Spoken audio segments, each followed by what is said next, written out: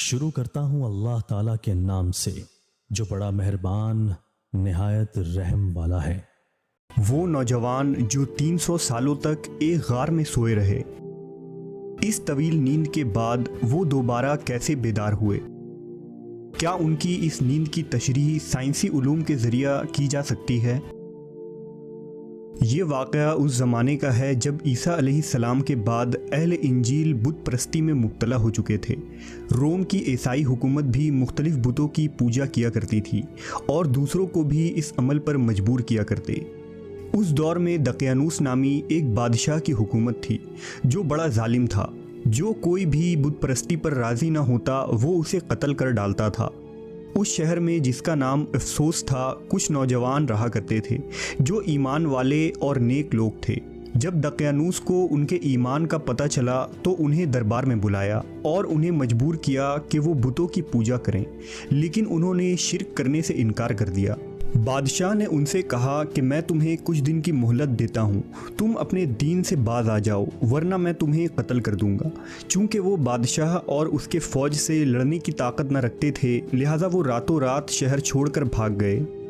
شہر سے نکل کر وہ ایک پہاڑ کے قریب غار میں جا کر چھپ گئے اور وہیں سو گئے۔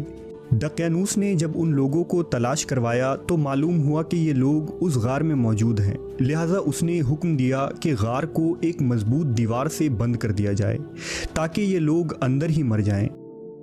اللہ کی طرف سے یہ معجزہ ہوا کہ یہ لوگ غار کے اندر اسی حالت میں سوتے رہے اور اس طرح 300 سال کا عرصہ گزر گیا، لیکن نہ ان کے جسم خراب ہوئے، نہ ان کو موت آئی اور نہ ہی وہ نیند سے بیدار ہوئے۔ اب 300 سالوں بعد دقیانوس کی حکومت کا خاتمہ ہو چکا تھا۔ کئی بادشاہ اور حکومتیں آئیں اور چلی گئیں، یہاں تک کہ رومی سلطنت نے بھی عیسائیت اختیار کر لی۔ اسی زمانے میں بیدروس نامی بادشاہ کی حکومت تھی جو ایک نیک دل اور انصاف پسند بادشاہ تھا، لیکن روم کے لوگ ایک فتنے میں پڑ چکے تھے۔ دراصل وہ موت کے بعد دوبارہ زندہ ہونے پر یقین نہ رکھتے تھے۔ 300 سال کے اس طویل عرصے کے بعد جب غار کی دیواریں گر گئیں تو یہ نوجوان نیند سے بیدار ہوئے۔ انہوں نے ایک دوسرے کو سلام کیا۔ انہوں نے ایک دوسرے سے کہا کہ شاید ہم یہاں ایک دن یا اس سے کچھ کم مدت سوئے رہے۔ انہیں شدید بھوک لگی تھی، لہٰذا انہوں نے اپنے ایک ساتھی جس کا نام یملیخا تھا اسے بازار بھیجا تاکہ وہ ان کے لیے کھانا لائیں۔ یملیخا اپنے زمانے کے سکے کو لے کر شہر میں آئے اور بازار میں موجود ایک دکاندار کو دیا تاکہ کچھ نان خریدے، لیکن جب دکاندار نے سکے کو دیکھا تو اسے شک ہوا کہ شاید اس شخص کو کوئی پرانا خزانہ مل گیا ہے، لہٰذا اس نے یملیخا کو بادشاہ کے سپاہیوں کے ہاتھ پکڑوا دیا۔ سپاہیوں نے جب یملیخا سے خزانے کے متعلق پوچھا تو انہوں نے بتایا کہ یہ میرا ہی سکہ ہے۔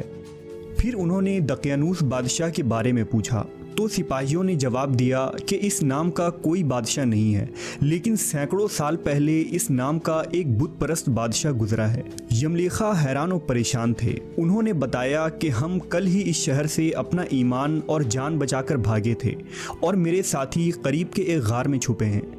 سپاہی اور بہت سارے لوگ یملیخا کے ساتھ اس غار کے قریب گئے۔ وہاں پہنچ کر لوگوں نے واقعی ان نوجوانوں کو دیکھا۔ اس کی خبر جب بادشاہ بیدروس کو ہوئی تو وہ بھی فوراً امراء اور علماء کے ساتھ غار کی طرف آیا۔ بیدروس نے اپنے آباء و اجداد سے ان نوجوانوں کا قصہ سن رکھا تھا جنہیں اصحاب کہف کہا جاتا تھا، اور 300 سال پہلے بت پرستی سے بچنے اور اپنے ایمان کو بچانے کے لیے انہیں اس غار میں بند کر دیا گیا تھا۔ بیدروس نے جب انہیں دیکھا تو سجدے میں گر پڑا اور اللہ کا شکر ادا کیا کہ لوگوں کے لیے ایسی نشانی ظاہر فرمائی کہ اب انسانوں کو موت کے بعد دوبارہ زندہ ہونے کا یقین ضرور آ جائے گا۔ اس کے بعد اصحاب کہف نے لوگوں کو خیر آباد کہا، بادشاہ کو دعا دی اور واپس غار میں جا کر سو گئے، اور اسی حالت میں اللہ نے انہیں موت دے دی۔ بلا شبہ اصحاب کہف کا اتنی لمبی مدت تک غار میں سوئے رہنا اللہ کی طرف سے ایک معجزہ تھا، لیکن سوال یہ اٹھتا ہے کہ انسان 300 سالوں تک کیسے سو کر زندہ رہ سکتا ہے، اور اس دوران ان کا جسم کیسے محفوظ رہا؟ लेकिन जदीद साइंस की नई तहकीक और दरियाफ्त असहाब कहफ के इस वाक़े की सदाकत करती है और हैरान कर देने वाली तशरीह बयान करती है। दरअसल जदीद साइंस के मुताबिक हाइबरनेशन एक ऐसा अमल है जिसके मदद से दुनिया के तकरीबन 2000 जानदार मौसम की सख्ती, खुराक की कमी और मौत के खौफ से बचने के लिए एक लंबी नींद सोते हैं। इसी लंबी नींद को साइंटिफिक टर्म में हाइबरनेशन कहते हैं। हाइबरनेशन के इस अमल में दिल की धड़कन 95% आहिस्ता हो जाती है, सांस सेकंड के बजाय मिनट में चलती है और जिस्म का दर्जा हरारत ठंडा होकर कम हो जाता है। हाइबरनेशन में जानदार अपने जिस्म की ग़िज़ाई ज़रूरत पूरा करने के लिए जिस्म में मौजूद चर्बी और मसल से हासिल करते हैं, यानी इस दौरान किसी ज़िंदा जानदार का मेटाबॉलिज्म इंतहाई सुस्त हो जाता है। हाइबरनेशन करने वाले जानवरों में कई किस्म के चूहे, चिमगादड़, गिलहरी, सांप, स्नेल, चूंटी और रीछ के कई नस्ल शामिल हैं। हाइबरनेशन करने वाले जानदार बहुत ज़्यादा खाते हैं ताकि मोटे होकर अपने जिस्म के अंदर चर्बी बना लें, जो उन्हें लंबी नींद के दौरान तवानाई दे। आमतौर पर जानदार हाइबरनेशन के इस अमल को सर्दियों के मौसम में करते हैं, क्योंकि इस मौसम में ग़िज़ा और शिकार कम हो जाती है।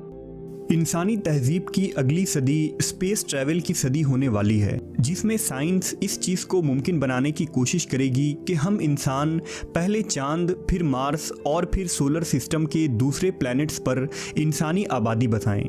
लेकिन इन सैयारों तक पहुंचने के लिए इंसान को महीनों बल्कि सालों का वक्त लग जाएगा। लिहाजा इतने लंबे सफ़र को मुमकिन बनाने के लिए हाइबरनेशन के इस तरीके का इस्तेमाल ही सबसे मौजू है, जिसमें इंसानों को उन स्पेस शिप्स के अंदर इस लंबे सफ़र के दौरान कई सालों तक बेहद कम ग़िज़ा देकर एक तरह के डीप फ्रीज में रखा जा सकता है और फिर दूसरे सैयारों पर पहुंचने के बाद इंसान हाइबरनेशन के इस प्रोसेस से बाहर निकलेगा।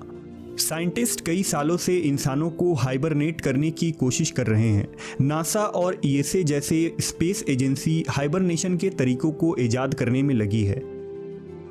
अगर सूरह कहफ के उन आयात पर गौर करें जो असहाब कहफ के इस तवील नींद के मुतालिक बताती है, तो उनके मुताबिक हमने गार में कई सालों तक उनके कानों पर नींद का पर्दा डाले रखा और जब सूरज निकले तो तुम देखो कि वो उनके गार के दाहिने तरफ सिमट जाए और जब गुरूब हो तो बाएं तरफ कतरा जाए। ये खुदा की निशानियों में से है और हम उनको दाएं और बाएं करवट बदलवाते थे। अगर तुम उनको झांक कर देखते तो पीठ फेर कर भाग जाते और दहशत में आ जाते। इन आयात के मुताबिक अल्लाह ने असहाब कहफ के कानों पर नींद का पर्दा डाल दिया था, जो हमारे अंदरूनी कानों की तरफ इशारा कर रही है। ये कान का वो हिस्सा होता है जो सोते वक्त इंसान को किसी आवाज़ पर चौंक कर दिमाग को सिग्नल भेजता है और दिमाग हमें जगा देती है, मगर असहाब कहफ के मामले में अल्लाह ने इस हिस्से को बंद कर दिया था।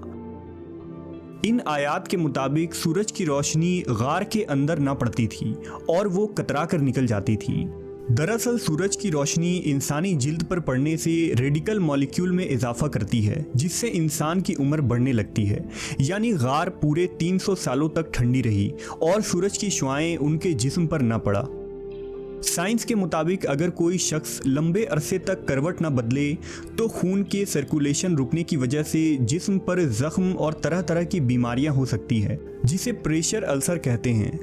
लेकिन कुरान मजीद के मुताबिक अल्लाह की कुदरत से असहाब कहफ की करवट बाकायदा बदलाई जाती रही, लिहाजा वो इस बीमारी से महफूज रहे।